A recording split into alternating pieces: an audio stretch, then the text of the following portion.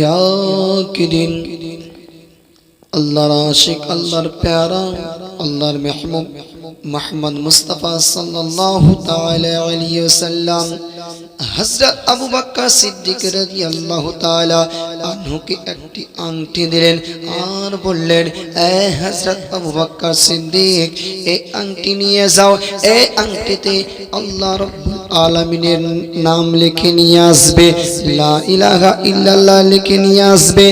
হযরত আবু বকর সিদ্দিক রাদিয়াল্লাহু তাআলা আনহু আংটি নিলেন। আংটি নেওয়ার পরে রাস্তাতে চলতে আসে, গুটি গুটি পায়ে চলতে আসে আর চিন্তা করতে আসে, আমি তো কোরআন মাজিদে পড়েছি লা ইলাহা ইল্লাল্লাহ মুহাম্মাদুর রাসূলুল্লাহ এবং জান্নাতের গেটে লেখা রয়েছে লা ইলাহা ইল্লাল্লাহ মুহাম্মাদুর রাসূলুল্লাহ। আমি কি করে শুধু আল্লাহর নাম লিখি এই আংটিতে?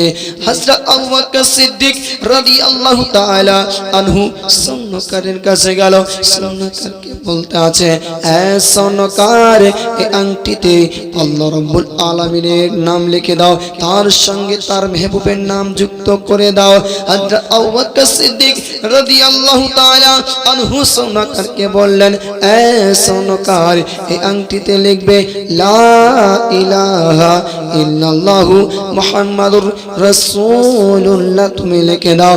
হযরত আবু বকর সিদ্দিক রাদিয়াল্লাহু তাআলা আনহুর কথা শুনে স্বর্ণকার আল্লাহর নামের সঙ্গে মুহাম্মদ মুস্তাফা সাল্লাল্লাহু তাআলা আলাইহি ওয়াসাল্লামের নাম যুক্ত করে দিলেন, লিখে দিলেন। হযরত আবু বকর সিদ্দিক রাদিয়াল্লাহু তাআলা আনহু স্বর্ণকারকে বলতে আছে, এ স্বর্ণকার, নাম লেখা হয়েছে। স্বর্ণকার বলতে আছে, হ্যাঁ হযরত আবু বকর সিদ্দিক, নাম লেখা হয়ে গেছে।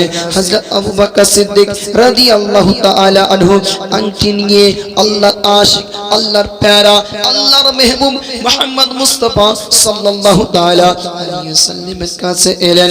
আসসালাতু ওয়াসসালামু আলাইকা ইয়া রাসূলুল্লাহ, আসসালাতু ওয়াসসালামু আলাইকা ইয়া হাবিবাল্লাহ। আমার আম্মু এবং আম্মু আপনার পাদে তালে কুরবান হয়ে যাক ইয়া রাসূলুল্লাহ। আমি আংটি নিয়েছি, আল্লাহর আশিক, আল্লাহর প্যারা। আংটি দেখে বলতে আছে, এ হযরত আবু বকর সিদ্দিক, আমি তোমাকে লিখতে দিয়েছিলাম লা ইলাহা ইল্লাল্লাহ, আল্লাহর নাম লিখতে দিয়েছিলাম, এ তুমি আমার নাম যুক্ত করেছো। কেন লিখেছো? কিসের জন্য লিখেছো? কি কারণে লিখেছো? হযরত আবু বকর সিদ্দিক রাদিয়াল্লাহু তাআলা আনহু বলতে আছে, ইয়া রাসূলুল্লাহ, ইয়া হাবিবাল্লাহ, বিয়াদবি মাফ করবেন, আমি কোরআন মাজিদে পড়েছি লা ইলাহা ইল্লাল্লাহ মুহাম্মাদুর রাসূলুল্লাহ এবং জান্নাতের গেটে লেখা রয়েছে লা ইলাহা ইল্লাল্লাহ মুহাম্মাদুর রাসূলুল্লাহ।